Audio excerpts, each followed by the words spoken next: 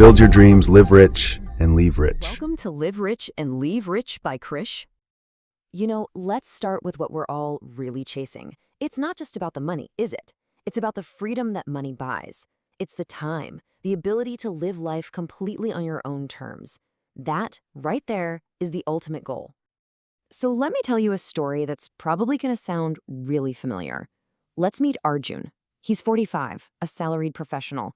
He's done everything he was supposed to do. The EMIs are paid off, the kid's education is almost taken care of. But now, a whole new set of questions are starting to pop into his head. Yeah, after a lifetime of taking care of responsibilities, Arjun is now facing those anxieties. The kind that, let's be honest, keep a lot of us up at night. This is that point in life where the peak of your career meets the first real thoughts about what comes next. Okay, let's just get real for a second. These are the big fears, aren't they? What happens when that monthly salary just stops? How in the world will I handle a major medical bill? Is inflation going to eat away everything I've saved? And the big one, can I live my life with dignity without having to depend on my children? So here's a really crucial mindset shift. We've got to stop thinking about retirement as just stopping. It's not about that. We're planning to buy our own freedom. The freedom to choose what your day looks like without any financial pressure. All right, so how do we start buying that freedom? Well, first, we've got to get a handle on what our future life is actually going to cost. And this is where most people get tripped up by a silent, invisible force that just eats away at our wealth. So if you're spending, say, 50,000 rupees a month today, you can't just assume it's going to be the same in 15 years. No way. As a rule of thumb, with an average inflation of 7%, prices pretty much double every 10 years. So that 50,000 rupee expense could easily become more than 120,000 by the time you're 60. And you need a big enough nest egg, a corpus as we call it, to cover that for maybe 25, even 30 years. And here's the kicker. It's not just one kind of inflation we're fighting. Oh no. While general costs are rising, medical inflation in India, that is a whole different animal. It's galloping ahead at nearly double the rate. This is the one that can absolutely wreck your savings if you're not ready for it. So how on earth do we prepare for all this? We don't just save, we have to build something. Think of it like this. During your working years, you're going to plant and carefully nurture your very own pension garden. And the number one tool for planting this garden? The good old SIP. It's so simple, but it is incredibly powerful, especially for us salaried folks. It takes away the stress of trying to time the market and just builds that discipline month after month. Now, this is where the real magic happens. You've probably heard about compounding, right? Albert Einstein supposedly called it the eighth wonder of the world. And you can see why. It starts off so slow you barely notice it, but then over time it starts to gather momentum, like a snowball rolling downhill. And before you know it, your money is working way, way harder than you are. It's incredible. Okay, so if we're planting a garden, we need the right seeds. These are your source funds. You need a mix. Think of equity funds as your fast-growing fruit trees. They're the growth engine. Hybrid funds, they're like your sturdy vegetables, providing balance. And debt funds, they're like a strong fence, a shock absorber that protects your garden when the market storms hit. Now, this is super important. Your gardening strategy has to change as you get older.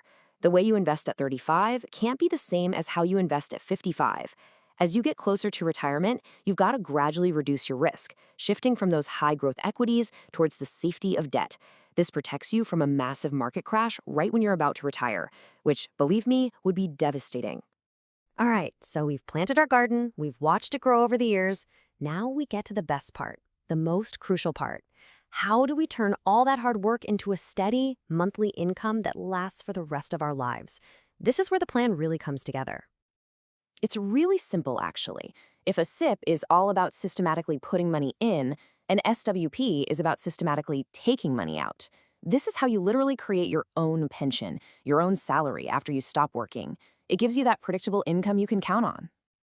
But, and this is a huge but, you have to harvest smartly. Financial planners often talk about a 4% rule. Basically, if you withdraw around 4 to 6% of your total corpus each year, there's a really high chance your money will outlive you. You're just harvesting the fruit while the tree itself keeps growing. But if you get reckless, well, that's like chopping down the whole tree. the income will stop, and it'll stop fast. So after you retire, your whole investment mindset has to flip. The game is no longer about aggressive growth. It's about protecting what you've built.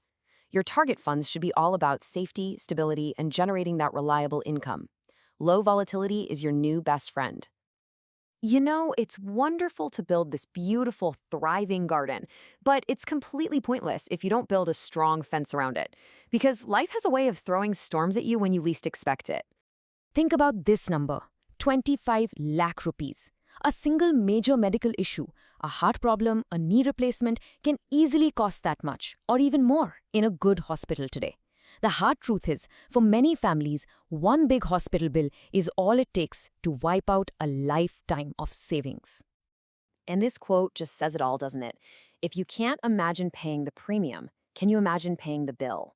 That's why a good health insurance policy isn't a luxury. It's not an option. It is the absolute, non-negotiable foundation of your entire financial plan. It's the fence that protects your pension garden. So, after all this work, all this planning, what's the real endgame? What does live rich actually mean? I'll tell you what it's not. It's not about fancy cars or five-star vacations for most of us. It's something much, much more valuable. It's about this, a stable, predictable monthly income. It's that feeling of calm you get when you know for a fact that your bills are paid every single month. That, my friends, is freedom from worry. And maybe the most important thing of all, it's about complete financial independence. It's the dignity of knowing you can stand on your own 2 feet, that you can be a source of support for your family instead of a burden. Now that is what I call a truly rich life. So, there you have it. We've walked through the entire process, from planting that first seed with an SIP to enjoying a peaceful harvest with an SWP. But I get it. This stuff can feel overwhelming. So, I want to hear from you. What's the one part of retirement planning that still feels a little confusing or scary? Drop it in the comments below, and I'll do my best to simplify it in a future explainer. And hey, if this helped you out today, please do subscribe, like, comment, and share. This is Krish for Live Rich and Leave Rich.